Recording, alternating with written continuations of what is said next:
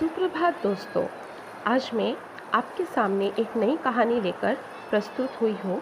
मेरी कहानी का शीर्षक है अपनी कमज़ोरी को ही अपना ताकत बनाइए। बहुत समय पहले की बात है। एक लड़की थी शबनम। अपने माता पिता की सबसे बड़ी बेटी थी। उसके और भी 4 बहनें थीं। शबनम के पिता एक इंजीनियर थे। शबनम पढ़ाई में बहुत होशियार थी। शबनम के बाकी बहनें भी पढ़ाई लिखाई में बहुत होशियार थे। शबनम ने अपनी पढ़ाई यूनिवर्सिटी तक बहुत ही अच्छे अंकों से उत्तीर्ण किया था। पिता को अब शबनम की शादी की चिंता सताने लगी। कुछ ही दिनों में पिता ने शबनम की शादी एक इंजीनियर से करा दिया, लेकिन वो इंजीनियर बहुत ही लालची था। शबनम का पति और उसका परिवार पैसों के लिए शबनम पर बहुत अत्याचार करने लगे। उसको खाना नहीं देते थे और कई बार रातों को घर से निकाल देते थे। शबनम का पति उसको बहुत मार पिटाई भी करता था। शबनम ने मन ही मन निर्णय लिया कि वह अपनी ज़िंदगी को इस तरह से बर्बाद नहीं होने देगी। उसने कोर्ट में डिवोर्स का केस फाइल कर दिया और कुछ ही दिनों में उस लालची इंजीनियर से अलग हो गई। समाज ने शबनम को बहुत भला बुरा कहा, लेकिन शबनम ने किसी की बातों पर ध्यान नहीं दिया। शबनम अपने जीवन को एक नया मौका देना चाहती थी। शबनम एक स्कूल में अध्यापक की नौकरी करने लगी। बच्चों को पढ़ाने में उसको बहुत अच्छा लगता था।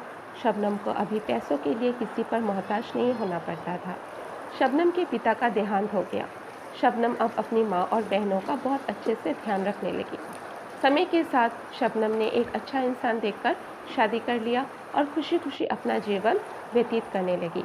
शबनम को अब समाज के लोग ताना नहीं मारते थे और उसकी मम्मी और बहनें भी बहुत खुश थे। अगर शबनम ने अपने आप को और अपने जीवन को एक नया मौका नहीं दिया होता तो वह भी दहेज जैसी कुप्रथा की बलि चढ़ चुकी होती। शबनम एक लड़की थी, शारीरिक रूप से कमज़ोर, लेकिन पढ़ाई लिखाई करके और अच्छा डिग्री लेकर उसने अपनी कमज़ोरी को ही अपना ताकत बना लिया। अच्छे डिग्री के बल पर उसे एक अच्छा नौकरी मिला और फिर उसने अपने जीवन को सुंदर बना लिया। लोगों ने उसके जीवन को बर्बाद करना चाहा, लेकिन उसने अपने विवेक और बुद्धि के बल पर अपने जीवन को संवार लिया। मेरे प्यारे मित्रों, भाइयों और बहनों, मानव होने का मतलब ही है अपूर्ण होना। अपूर्णता अपने आप में बुरी नहीं है, बुरा होता है हमारा उससे डील करने का तरीका। हमें अपनी कमज़ोरियों का रोना रोकर एक अपाहिज की तरह जीवन नहीं बिताना चाहिए। खुद को हीन नहीं महसूस होने देना चाहिए।